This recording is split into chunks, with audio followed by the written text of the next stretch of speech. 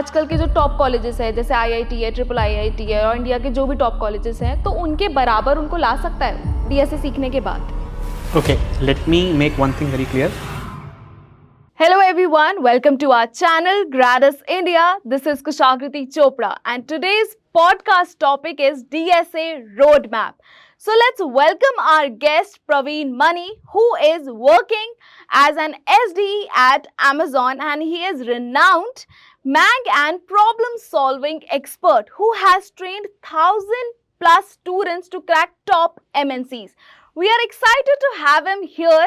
So let's start the discussion on DSA and top tech career preparations.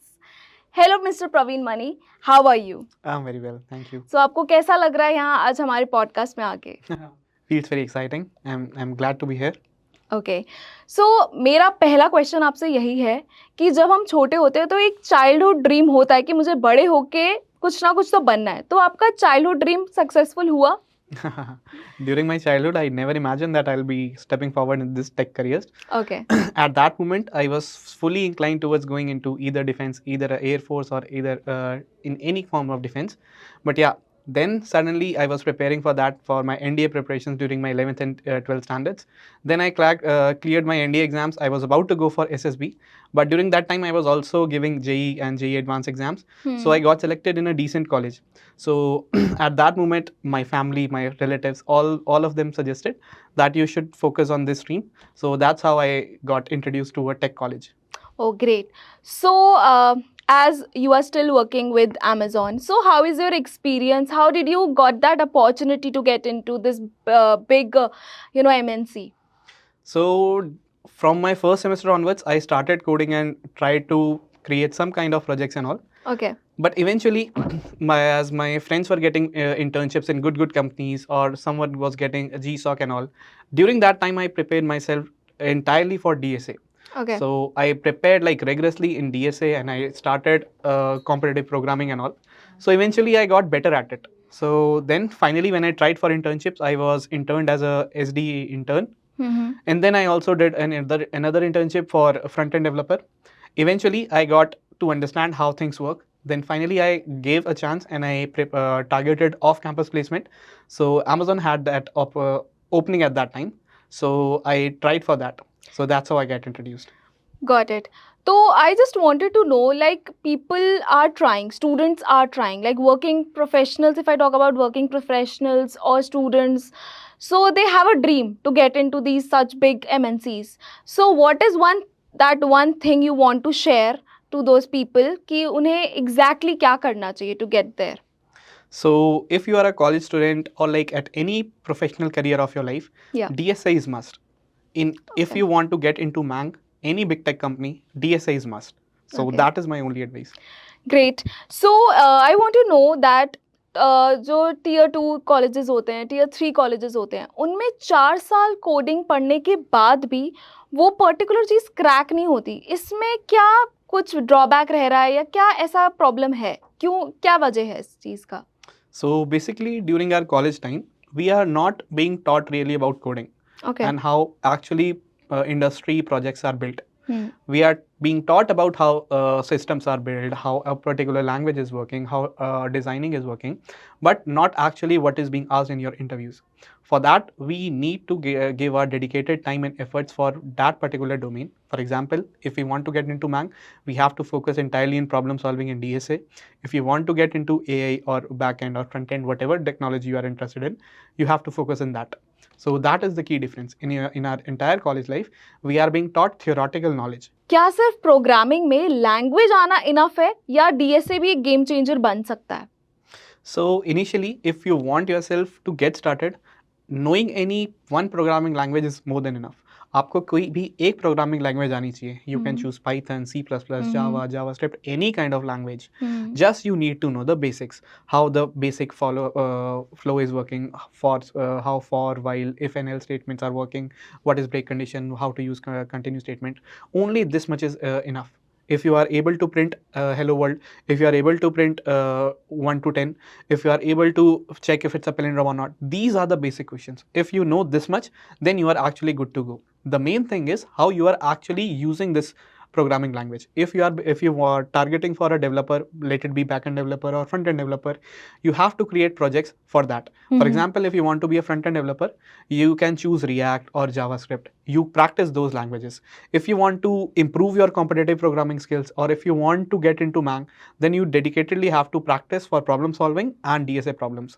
So you can choose any programming language, but you only need basics for that in order to get you started. तो जैसे these questions are for students. अगर supposedly कोई student tier 3 college से है और अगर वो DSA सीखता है, तो आजकल के जो टॉप कॉलेजेस है जैसे IIT है, ट्रिपल IIT है और इंडिया के जो भी टॉप कॉलेजेस हैं, तो उनके बराबर उनको ला सकता है DSA सीखने के बाद. Okay, let me make one thing very clear.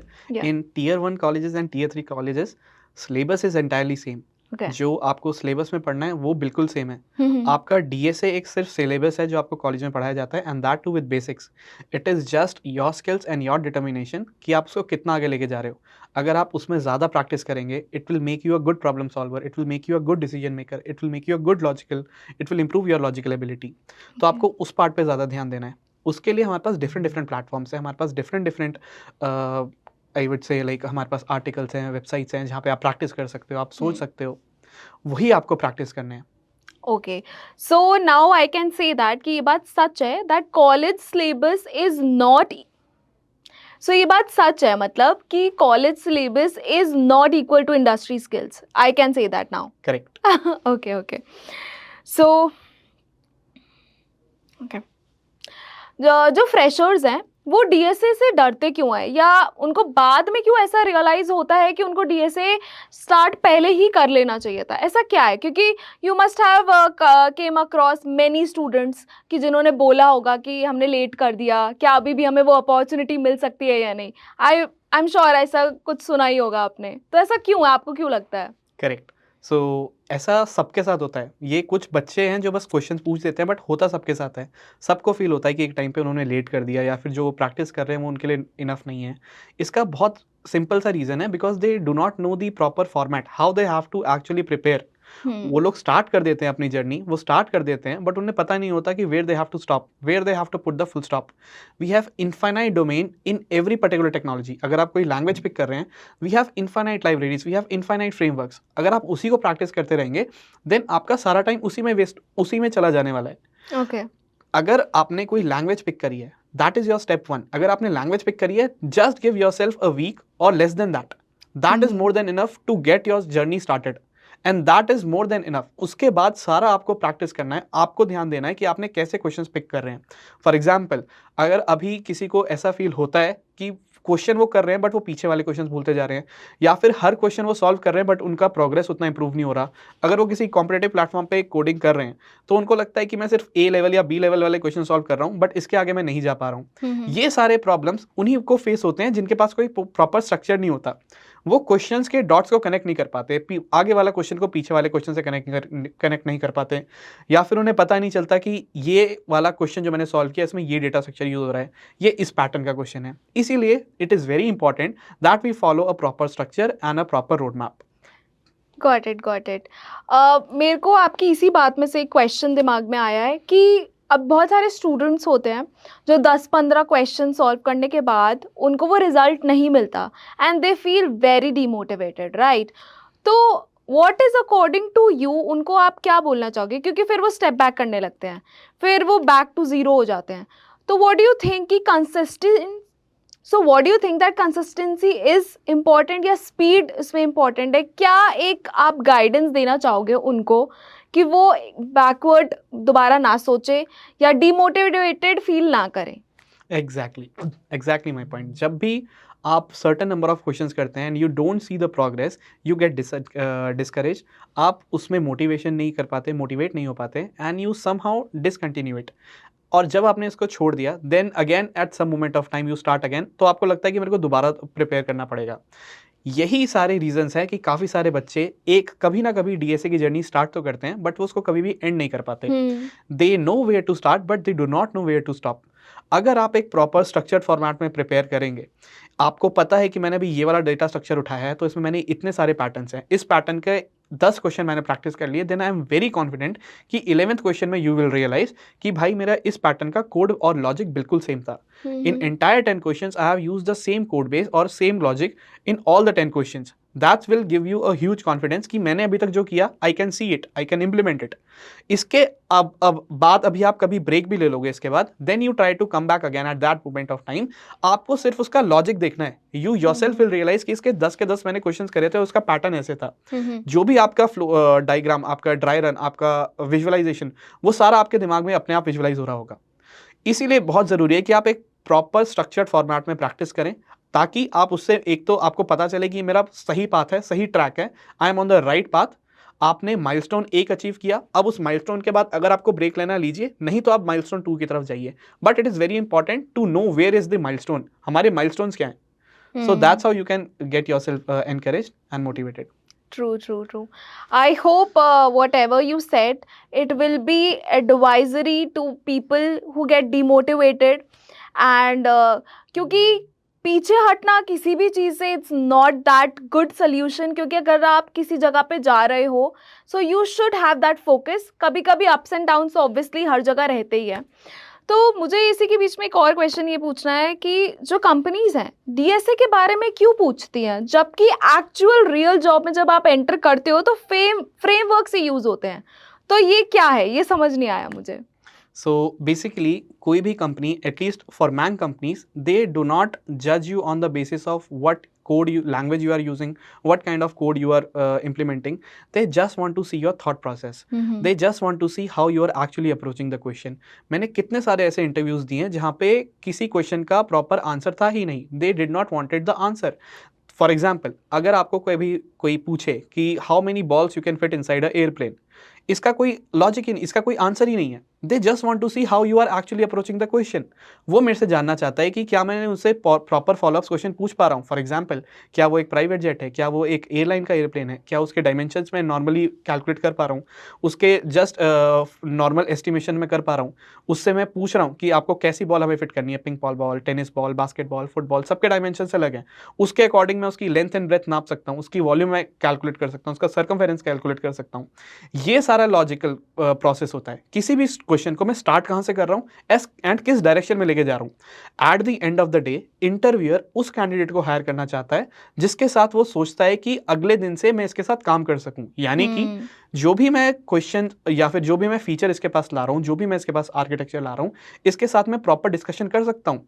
इस कैंडिडेट के साथ अगर मैं काम करूंगा, इसको मैंने कुछ काम दिया, will he be able to handle it. क्या वो मेरे पास बंच ऑफ अप्रोचेस लेके आएगा? हर एक फीचर के लिए अलग अलग अप्रोच होगी.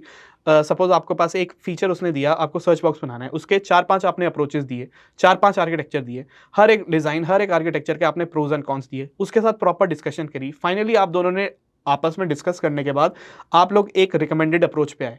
फिर आपने उस रिकमेंडेड अप्रोच को फर्दर उसको ब्रेक डाउन किया. ये सारी चीजें आपका इंटरव्यूअर जज कर रहा होता है. और ये उसको जज कैसे कर रहा होता है? वो आपका डीएसए पूछ रहा होता है. डीएसए में सेम काइंड ऑफ थिंग है. आपको वो एक प्रॉब्लम स्टेटमेंट देगा एंड ही एक्सपेक्ट्स कि आपने वो प्रॉब्लम स्टेटमेंट रीड करी. रीड करने के बाद आपने उसके फीचर गैदर किए. फीचर गैदर मतलब आपने उसके हिंट्स ग्रैब किए. हिंट्स ग्रैब करे, आपने उसको फिर एक ब्रूट फोर्स अप्रोच दिया. ब्रूट फोर्स के आपने उसको टाइम एंड स्पेस कॉम्प्लेक्सिटी बताया. अगर इंटरव्यूअर को पसंद आए वो time and space complexity, if he is happy with it, then you start coding. But if not, he will highly want you to do some kind of optimisation over that. तो आपने उसको एक अलग better approach बताया जिसकी अलग time and space complexity है. Similarly आपने हो सकता है 1 या 2 और अप्रोचेस बताई हो एंड फाइनली सबके अलग अलग ट्रेड ऑफ आपने उसके साथ डिस्कस करें. उसके अकॉर्डिंगली उसने और शायद क्या पता कोई और रिक्वायरमेंट दे या फिर कोई और फॉलोअप क्वेश्चन पूछे.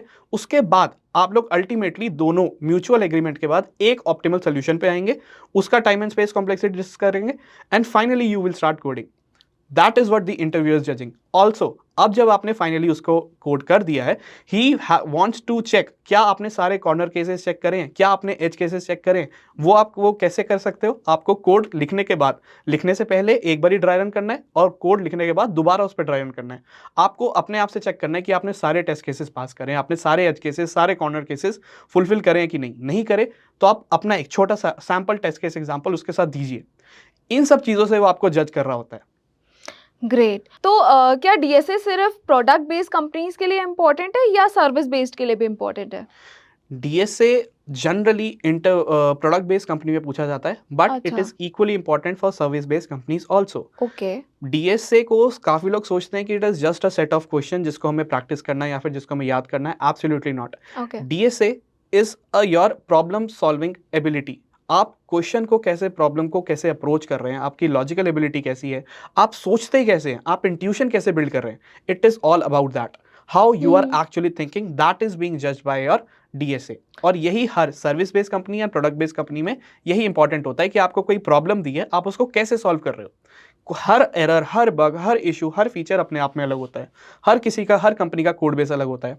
आपको उसके अकॉर्डिंग अपने आप को मोल्ड करना होता है, देन अकॉर्डिंगली आपको अपना इनपुट देना होता है। Okay. So that is where your problem solving ability comes into picture. Okay, got it. Like अगर किसी को वेब डेवलपमेंट करना है या डेटा साइंस करना है तो तब भी डीएसए इम्पोर्टेंट है? Absolutely. If you want to become a good developer, good problem solver, DSA is must. आपको सिर्फ और सिर्फ इंटरव्यू क्लियर करने के लिए DSA इंपॉर्टेंट नहीं है। अगर आपको एक अपने लाइफ में ग्रो करना है, अपने लाइफ में प्रोग्रेस करना है, आपको DSA आनी ही चाहिए। आपको प्रॉब्लम सॉल्विंग आनी चाहिए। Okay, so that was my next question only कि मतलब सिर्फ इंटरव्यू क्रैक करने के लिए नहीं, लॉजिकल थिंकिंग के लिए भी है। करेक्ट। ठीक है, तो डीएसए से और क्या अच्छी करियर ग्रोथ हो सकती है? I want to know that. So basically, if you are already a working professional in some service-based company, or you want a huge hike, or you want to get in yourself into big man companies, DSA is must for you. आपको DSA के basic से लेकर आपको उसके सारे level of questions आने चाहिए, so that you can clear the all the mang interviews. Okay, yeah I want to know this also, like someone is already working. ये सब हम समझ सकते हैं कि जो फ्रेशर है या जिसने अभी 12th पास किया है तो उनके लिए बेसिक नॉलेज होना ज़रूरी है। बट जो ऑलरेडी अर्न कर रहे हैं, like if they are earning around 12 LPA या 15 LPA, now they want to get up to 25 20, so ऐसा क्या पॉइंट है और क्या उनको और सीखना चाहिए डीएसए में? So basically, if you are earning around 12 LPA or 15 LPA, I believe like you are already working in a normal company, decent company, where your development skills are being enhanced. Yeah. Now you just have to focus on your problem solving ability so that you can grab a bigger opportunity. That's all. Okay, so mister Praveen, I wanted to know कि जैसे अभी मैं example देके आपसे पूछना चाहती हूँ, और आई होप ये बहुत सारे फ्रेशर्स हैं या जो स्टूडेंट्स हैं जिन्होंने क्लास 12 अभी ख़त्म करी है या जो अभी बोर्ड्स होने वाले हैं, उनके दिमाग में बहुत सारे डाउट्स होंगे। So this question is for you all कि सपोजिटली मैंने अभी क्लास 12 ख़त्म करी है एंड आई एम कन्फ्यूज्ड, तो सबसे पहला टॉपिक डीएसए का क्या होना चाहिए? मुझे क्या रोड मैप फॉलो करना चाहिए exactly? So, okay, so if you are an absolute beginner, you have Yeah. just passed your school and high school, now you're into college and you want to learn about DSA and you want to crack your mang interviews. First thing you have to do is pick one programming language. Any programming language. Choose Java, JavaScript, Python, or whatever knowledge you already have. That is also fine. But my recommendation is if you are starting your journey, choose either Java or C++. Why? Because majority of the company is asking these technology only. Their legacy code base is already written in these languages. And do not spend a lot of time. मैंने आपको पहले भी बताया, हर एक programming language को अगर आपको master करना है, it is going to take a lot of time. You do not have to spend all of that time. आपको एक सिर्फ बेसिक आना चाहिए। जब आप प्रैक्टिस कर रहे होंगे, इवेंचुअली आपके पास ये सारी नॉलेज आ ही जाएगी। हर बच्चे को लगता है कि मेरे को प्रोग्रामिंग नहीं आती, कोडिंग करना नहीं आता। It is absolutely wrong. आप इवेंचुअली प्रैक्टिस करते करते एंड ऑफ द डे उसको मास्टर कर ही लेते हो। ये सिर्फ हमारे फेजेस होते हैं। अगर आप अभी स्टार्ट कर रहे हो तो फॉर श्योर आपसे कोड नहीं हो रहा होगा। आपको सिर्फ सिंटेक्स जानना है। सिंटेक्स क्या होते हैं, फॉर लूप, व्हाइल लूप कैसे काम करते हैं, नॉर्मल प्रिंटिंग पैटर्न्स ये कैसे काम करते हैं, इतना ही अंडरस्टैंडिंग आपके लिए काफ़ी है। अगर आपने एक हफ्ते में इतना सीख लिया है, that is more than enough. You are good to go. Now this was your first step. Step 1 was to pick any programming language. Step 2 is to master DSA. That is आपको data structures and algorithms की in depth knowledge होनी चाहिए। That is आपको एक proper road map follow करना है। आपको सबसे पहले अरेज, रिकर्जन, बैक ट्रैकिंग, इन सब में मास्टरी करनी है। इन सब के पैटर्न्स उठाइए। सारे सबके डिफरेंट पैटर्न्स है। हर एक पैटर्न्स के 10 क्वेश्चन सॉल्व करिए। 11th क्वेश्चन तक जाना भी नहीं है। That is 10 question are more than enough. हर एक पैटर्न, हर एक टॉपिक के, हर एक डीएसए के, हर एक पैटर्न के we have hundreds and hundreds of question. Do not spend your time in that. अगर आप सेम टाइप के, सेम लेवल के क्वेश्चन अगेन एंड अगेन करेंगे, this is not improving your decision making, this is not making your better logical, this is not improving your logical ability. ये आपको किसी भी वे में हेल्प नहीं कर रहा। It is just that you are coding the same kind of question again and again. किसी भी पैटर्न के 10 से ज्यादा सवाल नहीं उठाने, एंड 10 सवाल भी ऐसे, सिर्फ आपको 2 से 3 इजी क्वेश्चन उठाने हैं, 4 से 5 मीडियम क्वेश्चन एंड 2 से 3 hard question. That is it. Majorly आपको मीडियम क्वेश्चंस पे आपका ध्यान होना चाहिए कि आपको मीडियम क्वेश्चन सॉल्व करने हैं। अब अगर आपने कोई पैटर्न उठाया, कोई डीएसए का टॉपिक उठाया, उसमें आपने पर्टिकुलर एक पैटर्न उठाया, उसके 10 सवाल कर लिए, 11वें सवाल में यू विल रियलाइज कि जो भी मैंने अभी तक किया है उसका कोड सेम था। This will give you a huge self satisfaction कि ठीक है, मेरे को एटलीस्ट जो मैंने अभी तक आया मैं डॉट्स कनेक्ट कर पा रहा हूँ। देन ऐसे ही आपको सारे पैटर्न्स करने हैं। आपको इवेंचुअली सारे डेटा स्ट्रक्चर्स एंड सारी एल्गोरिथम्स को अच्छे से प्रैक्टिस करना है, जिससे ऑलमोस्ट आई वुड से 350 टू 500 क्वेश्चन तब तक आपने प्रैक्टिस कर लिए होंगे। This is going to take around 3 to 4 months if you are a fresher or a beginner. That too provided if you are like super dedicated. It will, I would highly recommend if you are in early stages of life, please do practice more and more question. But this much time is enough. 3 to 4 months is enough. By this time you would have practiced enough questions to make yourself like very confident. अब आपके सामने online assessment आए या फिर कोई random question आ जाए, you will be able to actually come up with a brute force, और आप उसको बेटर ऑप्टिमाइज कर सकते हो एंड अपने इंट्यूशंस को, अपने थॉट प्रोसेस को कोड में कन्वर्ट कर लोगे। Okay, after that very recently we have this low level design round. Recently आपके जितने भी स्टार्टअप्स हैं, फ्लिपकार्ट, जोमैटो, स्विगी, इन लोगों ने आजकल लो लेवल डिजाइन को काफी पॉपुलर कर दिया है। We have one dedicated round for your low level design also in this kind of startups, जहाँ पे आपसे वो लो लेवल डिजाइन के बारे में पूछते हैं और आपसे कोड करवाते हैं। लो level design is nothing, it is just your oops concept in advanced form. आपको अगर अच्छे से oops concept आते हैं, then it will be super easy for you. Low level design के आपके चाहे सॉलिड प्रिंसिपल्स हो गए, आपके जितने भी डिजाइन पैटर्न्स हो गए, they are just an layer above the oops concept. Okay? So, and this is nothing, it is just because to make you write clean and neat code. आपका code अच्छे से लिखा होना चाहिए। अगर जस्ट इन केस अगर आप एक सॉफ्टवेयर इंजीनियर बन जाते हैं, आपका 90 to 95% of your time will be either going towards discussions, meetings और रिव्यूइंग अदर्स कोड। आपका 95% टाइम आपका सिर्फ कोड को रीड करने में जाने वाला है। सिर्फ 5 से 10% आप दिन का एफर्ट देने वाले हो, जहां पे आप एक्चुअली कोडिंग करने वाले हो। True. So it is very important कि जो भी आप कोड कर रहे हो वो सबको समझ में आना चाहिए। So we have standard practices, we have proper formats, we have solid principle, design patterns, all of these things are used in order to make your code cleaner so that it is more understandable by everyone. अगर कोई अगले दिन fresher आता है या फिर कोई senior developer आपका कोड रीड करता है, he will be able to make sense out of your code. So that's why low level design is also very important. Then final step is you must know your CS fundamentals. आपकी बड़ी companies, जैसे आपके specially fintech companies, जैसे आपके JP Morgan हो गया, Morgan Stanley हो गया, ये एक स्पेसिफिक राउंड रखती हैं आपका CS फंडामेंटल्स के ऊपर डेफिनेटली। क्यों? क्योंकि इन लोगों के कोड बेस, फिनटेक कंपनीज का कोड बेस बहुत ज़्यादा मल्टी थ्रेडिंग यूज़ कर रहा होता है एंड आपका बहुत ज़्यादा फाइनेंशियल डेटा यूज़ कर रहा होता है। So they want the candidate to be judged upon these fundamentals also. CS fundamentals की एक अच्छी बात है कि ये आपके कॉलेज थ्योरी में भी सब पढ़ाया जाता है, but that is only limited to clearing your semester exam. It is very important that you practice the question that is being asked in the interviews. और वो क्या हमारे बहुत सारे नहीं, सिर्फ और सिर्फ 25 to 30 क्वेश्चन मैक्सिमम। इसके अलावा सारे क्वेश्चंस रिपीटेटिव हैं। अगर आप अभी जाके वेबसाइट पर जाके सर्च करेंगे JP Morgan के रिसेंटली आस्क्ड कोडिंग इंटरव्यूज, 3 से 4 इंटरव्यू एक्सपीरियंस के बाद आपको रियलाइज होगा कि क्वेश्चन रिपीट हो रहे हैं, वही क्वेश्चन दोबारा आ रहा है। That is they have only specific limited amount of question जो कि बार बार पूछे जा रहे हैं। So you just have to practice those. आपके सिर्फ 25 to 30 यूनिक क्वेश्चंस हैं जिनको आपको प्रैक्टिस करना है। That is I will say like multi threading, आपका म्यूटेक्स, सेमाफोर्स, आपका when to choose no SQL और SQL, what is the trade off, what are acid and basic properties. इसके अलावा आपके SSL सर्टिफिकेट्स कैसे काम करते हैं, OSI मॉडल, ये सारे यूनिक क्वेश्चन 25 to 30 हैं। इतना ही आपको प्रैक्टिस करना है। इससे आपकी प्रिपरेशन पूरी हो गई एटलीस्ट। स्टेप 1 क्या था आपका? We have to pick one programming language. Second step was we have to master DSA। Third step we need to know basics of LLD, low level design, and finally we need to know your CS fundamentals. ये 4 steps होते हैं आपकी preparation करने में। But क्या ये enough है आपको मैंग इंटरव्यू में जॉब दिलाने के लिए? इसके अलावा भी हमारे को अपनी प्रोफाइल बूस्ट करनी है।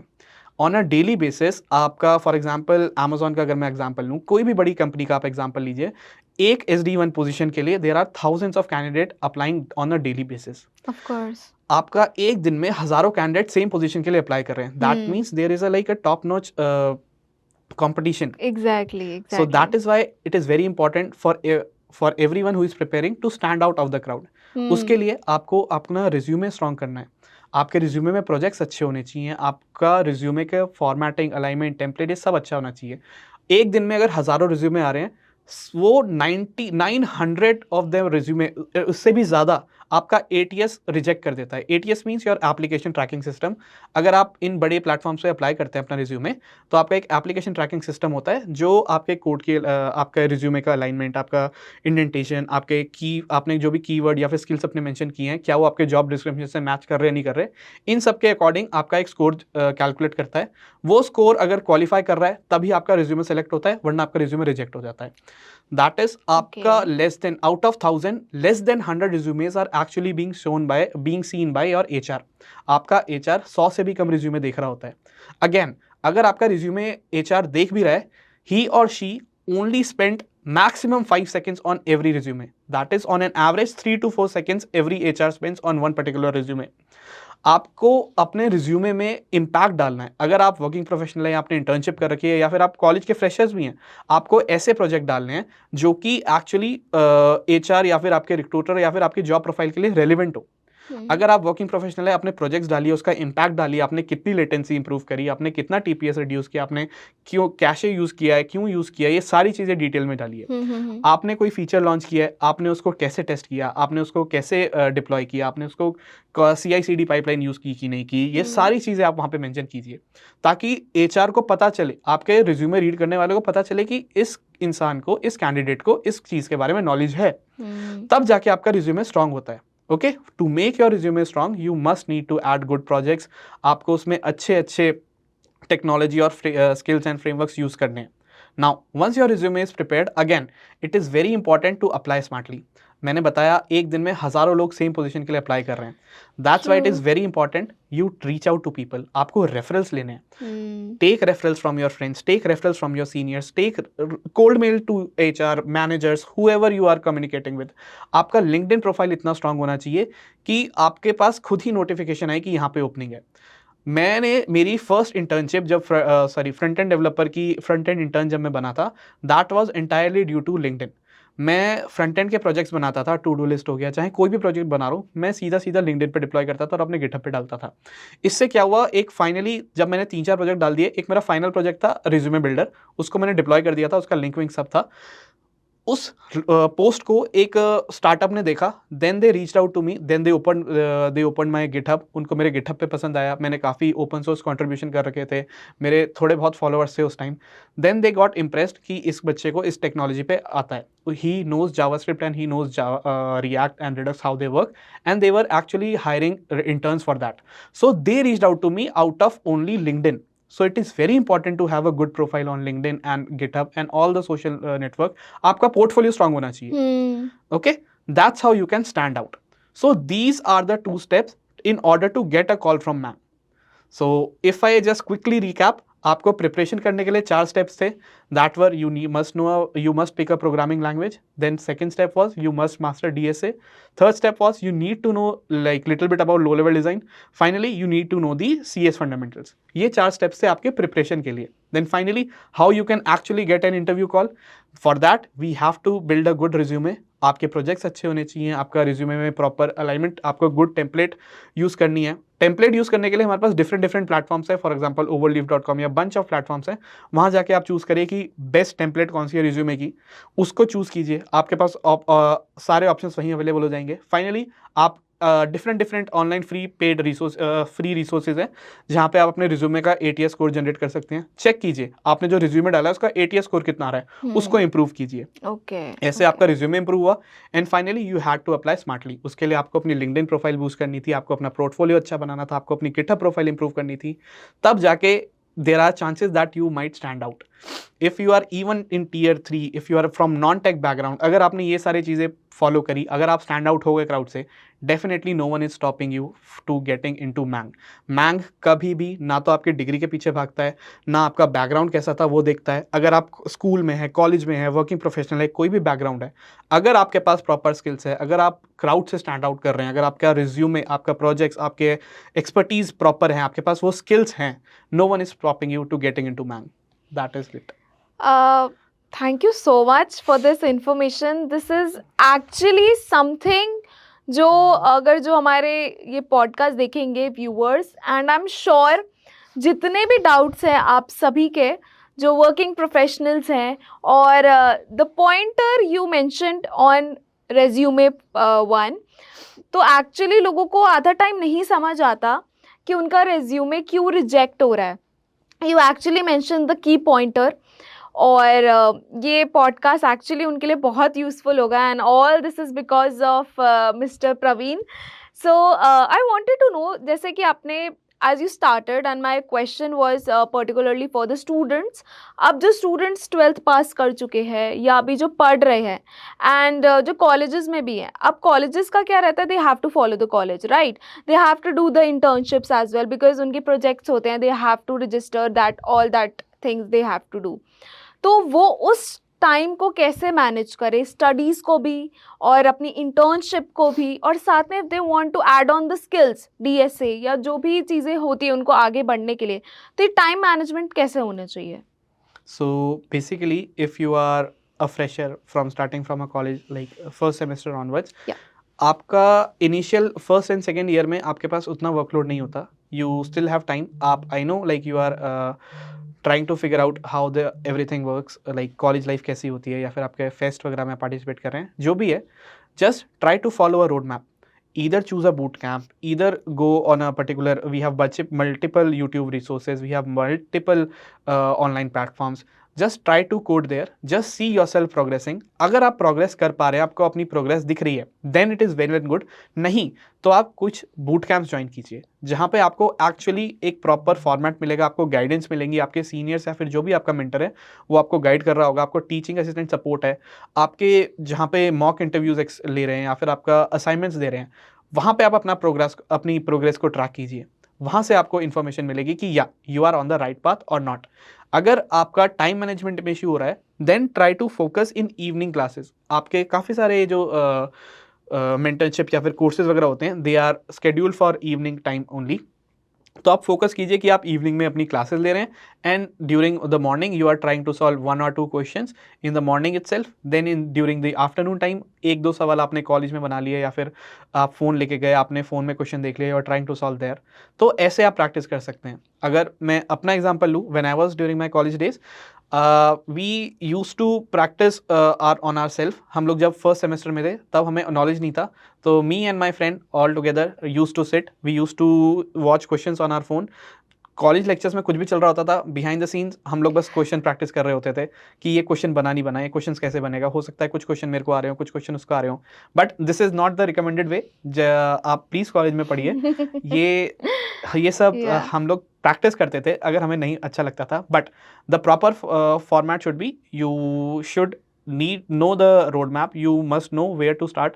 क्या आपका प्रॉपर स्ट्रक्चर है, डीएसए में कौन से पैटर्न्स है, कितने पैटर्न्स है, कितने क्वेश्चंस है. नहीं है तब आप एक बूट कैंप या फिर कोई कोचिंग सेंटर या फिर जहाँ भी आपको अच्छा लगता है, एक प्रॉपर मेंटर चूज करिए, और मेंटर आपका सारा प्रोग्रेस नोट कर रहा होगा. Great. Now we'll be heading towards the conclusion part. So the last question I want to ask you is that कि जो भी student है या fresher है, उनको एक short advice on DSA कि आगे जाके उनके लिए बहुत helpful हो. So my advice would be this only, that please try to focus in a structured and formatted course, जहाँ पे आपको एक्चुअली डेटा स्ट्रक्चर्स के सारे पैटर्न दिए जाएं, उन पैटर्न के क्वेश्चंस आपको लिखे हुए हों, उसी पैटर्न्स के क्वेश्चंस को आप प्रैक्टिस कर रहे हैं, उससे ज़्यादा ना जाएं. There is a limit. आप डेप्थ में कितना भी जाएं, पर depth is not helpful currently. आपको हॉरिजॉन्टली ब्रेथ पकड़नी पड़ेगी. You have to cover all the DSA, जितने भी डीएसए में क्वेश्चंस कवर हो रहे हैं. उसके लिए आपको it is very important, very much highly advise कि आपको you must know where to stop. सिर्फ उतने ही क्वेश्चन प्रैक्टिस कीजिए. जितने ज़्यादा आप क्वेश्चन प्रैक्टिस करेंगे उतना ही ज़्यादा आपको स्ट्रांग बनेगा, बट आप अभी के लिए सिर्फ करिकुलम फॉलो कीजिए, एक स्ट्रक्चर फॉर्मेट में प्रैक्टिस कीजिए and keep on practicing, that is only going to help. Thank you so much, literally your information is something जो बहुत सारे स्टूडेंट्स के डाउट क्लियर करेंगी, और ये काफ़ी ज़्यादा यूज़फुल और अच्छा पॉडकास्ट रहा जहाँ पे एक्चुअली पता चला DSA रोड मैप के बारे में। So thank you so much mister Praveen for sharing the useful information. So अगर आपके भी बहुत सारे डाउट्स जो थे, आई होप इस पॉडकास्ट से बहुत कुछ क्लियर हुआ होगा। और अगर आप चाहते हैं कि नेक्स्ट टॉपिक पॉडकास्ट का क्या हो, तो हमारे कमेंट सेक्शन में ज़रूर बताइएगा। और आज का पॉडकास्ट अगर आपको अच्छा लगा है तो उसे लाइक करें, शेयर करें और हमारे चैनल ग्रैडस इंडिया को ज़रूर सब्सक्राइब करें। Thank you so much. Let's meet you guys on next video.